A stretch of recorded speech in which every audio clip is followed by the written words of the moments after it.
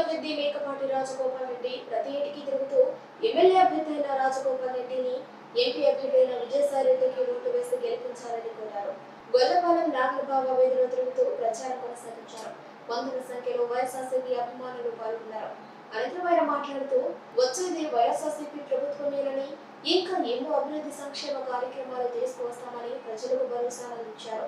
అనంతరం బస్టాండ్ సెంటర్లో నూతనంగా ఏర్పాటు చేసిన పార్టీ ఆఫీసును ప్రారంభించారు.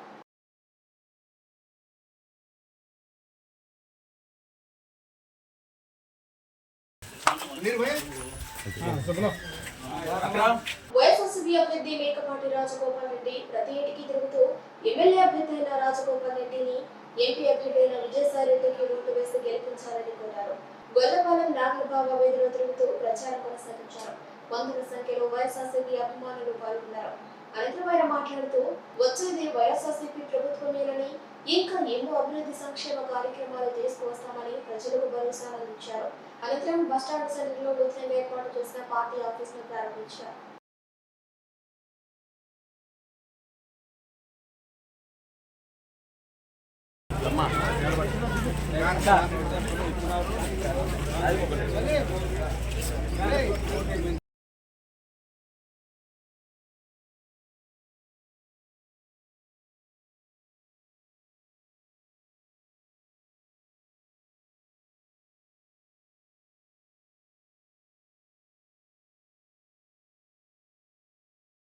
మూడు నాలుగు పార్టీలు కాదండి, 300 పార్టీలు కలిసినా జగన్ని ఎంట్రుకు పీక్కోలేరు. గడప గడపకి తిరుగుతున్నాను.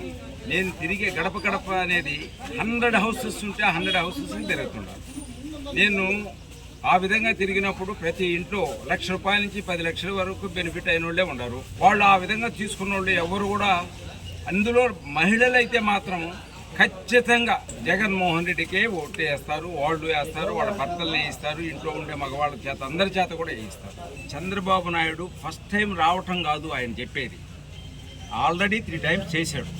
3 టైమ్స్ చేసి 3 టైమ్స్ కూడా ఆంధ్రప్రదేశ్ను ముండమోయించాడు. ఈరోజు మళ్ళా నేను కొత్తగా వచ్చి జగన్మోహన్ రెడ్డి చేసే పథకాలన్నీ నేను పెడతాను, అంతకన్నా ఎక్కువ పెడతాను అని చెప్పడంలో మీనింగ్ లెస్. అతని గురించి ఏం చెప్తామండి, అతను చాలా స్వార్థపరుడు. పిల్లనిచ్చిన మామనే ఎన్నుపోటు పొడిచాడు. అటువంటి వ్యక్తుల గురించి మనం ఏమన్నా చెప్పాలనుకుంటే ఏం చెప్పగలమో చెప్పండి. ప్రజలు ప్రతి ఒక్కళ్ళు కూడా పిల్లనిచ్చిన మామనే ఎన్నుపోటు పొడిచినాడు కాబట్టి అతనిలో నీతి ఎక్కడున్నది అనేది ప్రతి ఒక్కళ్ళు గ్రహించగలరు. ఈ రోజుల్లో మహామేధావులు జనాలు, వాళ్ళు ఎవరైనా సరే చాలా నాలెడ్జబుల్ పర్సన్స్ అందరూ కూడా వాళ్ళు చెప్పే మాట ఏదైనా సరే ఇదే మాట చెప్పారు. గారు 83లో ఇక్కడ ఫస్ట్ పోటీ చేయడం జరిగింది. 83లో పోటీ చేసి వెంకయ్యనాయుడు గారితో స్వల్ప మెజారిటీతో ఓడిపోయిన తర్వాత ఇక్కడ మళ్ళా 85లో ఎలక్షన్ వచ్చింది. దానికంటే ముందు 83లో వెంకయ్యనాయుడు గారు గెలిచిన తర్వాత ఉదయగిరి లీడర్స్ మా అన్నగారిని వెంకయ్యనాయుడు గారిని ఒక డిగ్రీ కాలేజీ కట్టించమని చెప్పి అడిగారు. ఒక డిగ్రీ కాలేజీ పెట్టిమని చెప్పి అడిగారు.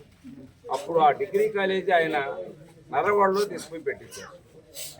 నర్రవాడలో పెట్టించిన తర్వాత మరి ఆ లీడర్స్కి, ఉదయగిరి లీడర్స్కి ఏమనిపించిందో ఏమో. తర్వాత మా అన్నగారి దగ్గరికి పోయి, సార్ మేము వెంకయ్యనాయుడు గారిని ఇంజనీర్ ఒక డిగ్రీ కాలేజీ కట్టించమని మేము అడిగినాము, ఆయన తీసుకుని నర్రవాడలో పెట్టించారు. కాన్ఫరెన్స్ హెడ్ క్వార్టర్స్లో పెట్టించకుండా నర్రవాడకి తీసుకుని పెట్టారు. మీరైనా పెద్ద మనసు చేసుకొని ఉదయగిరిలో ఒక డిగ్రీ కాలేజీ పెట్టించండి అని చెప్పి అడిగారు. అప్పుడు వెంబడే మా అన్నగారు దానికి ఒక కార్పొరేట్ ఫండ్ ఇచ్చి మీరు కాలేజీకి అప్లై చేసుకోండి, కాలేజీ పెట్టిద్దాము పద్ధతిలో అందరినీ ప్రోత్సహించి కాలేజీ పెట్టించారు. తర్వాత 85లో మళ్ళా ఎలక్షన్ వచ్చింది. ఎలక్షన్ వచ్చిన తర్వాత వెంకయ్యనాయుడు గారు ఇక్కడి నుంచి ఆత్మకూరుకి వెళ్ళటం జరిగింది. అప్పుడు ఆ టైంలో మనం 16,000 మెజార్టీ. దాని తర్వాత ఆ మధ్యలో మా అన్నగారు ఎమ్మెల్యే అయిన తర్వాత 18 high schools, 12 upper primary schools పెట్టించాము. తర్వాత అదే టైంలో నవోదయ స్కూల్ ఒకటి పెట్టించాము. దాని వాల్యూ ఈరోజు అబౌవ్ 100 crores. అదేవిధంగా ఇంజనీరింగ్ కాలేజ్ కూడా పెట్టించాము ఇక్కడ. దాని వాల్యూ నియర్లీ 300 crores. ఈ విధంగా కాన్స్టిట్యున్సీని మేము డెవలప్ చేసుకుంటూ వస్తాం. 85 తర్వాత మా అన్నగారు ఒంగోలు పార్లమెంట్ కాన్స్టిట్యున్సీ నుంచి ఎంపీగా నిలబడటం జరిగింది. ఆ టైంలో మా అన్నగారు ఎంపీగా నిలబడ్డప్పుడు జానకిరామ్కి ఆ టికెట్ ఆ రోజుకి మా అన్న రెండో అన్న కూడా ఉన్నారు. అయినా మేము స్వార్థం అనుకుంటారనే పద్ధతిలో ఆయన అది జానకిరామ్ గారికి ఇవ్వటం జరిగింది. జానకిరామ్ గారికి ఇచ్చిన తర్వాత ఆయన అదే టైంలో మినిస్టర్ కూడా అయ్యాడు. తర్వాత ఆయన గుణగణాలను బట్టి ఆయన రకరకాలు చేశారు. తర్వాత మా రెండో అన్నగారు ఇక్కడ 4 టైమ్స్ ఎమ్మెల్యే. ఆయన తర్వాత ఇప్పుడు ఆయన డ్రాప్ అయిపోయిన తర్వాత నా పేరు చెప్పడం జరిగింది. టీడీపీ వాళ్ళు రాజమోహన్ రెడ్డి కాదు చేసింది టీడీపీ టైంలో అని చెప్పి చెప్తున్నారు అంటే వాళ్ళు చెవులు కళ్ళు లేని కబోతులు అయి ఉండొచ్చు. ఇక్కడ ప్రతి ఒక్కరిని ఎవరిని అడిగినా సరే ఉదయగిరి ప్రజల్ని ఎవరు డెవలప్ చేసినారు అనే మాట ప్రతి ఒక్కరు చెప్పగలరు. ఎవరు డెవలప్ చేసినారు అనేది ప్రతి ఒక్కరు చెప్పగలరు. అది మేము మా ఫ్యామిలీ మేము ఏమి చేసినా కూడా మేము ఫలాన్ని చేసినాము అని ఎప్పుడూ కూడా చెప్పుకోలేదు, ఇప్పుడు కూడా చెప్పుకోము.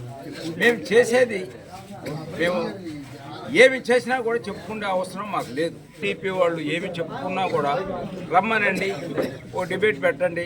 దాంట్లో వాళ్ళు కానీ మేము ఫలాన్ని పెట్టినాము అని అంటే మాత్రం మేము టోటల్గా రాజకీయాల నుంచే విరమించుకొని వెళ్ళిపోతాం. ఏం పెట్టారు? మేము 500 కోట్ల దాకా పెట్టినాం మా కాన్స్టిట్యున్సీలో. ఒక్కడు కూడా 5 పైసలు పెట్టిన దాఖలాలు ఏమి లేవు. చెప్పుకోవటానికి చేయకుండా ఉన్నప్పుడు చెప్పుకునేటి ఎక్కువ, చేసేటప్పుడు గమ్ముగా ఉండటం మామూలు జనరల్గా. అదే కానీ టీడీపీ వాళ్ళు మాత్రం ఈ ఉదయగిరి కాన్స్టిట్యున్సీకి ఎవరైనా మొత్తం 2,40,000 ఓటర్స్ ఉన్నారు.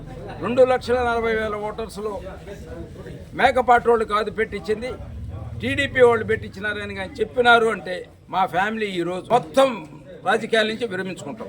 తర్వాత వాళ్ళు వాళ్ళ లీడర్స్ మొత్తం ఏమైనా విరమించుకుంటారేమో కనుక్కోండి.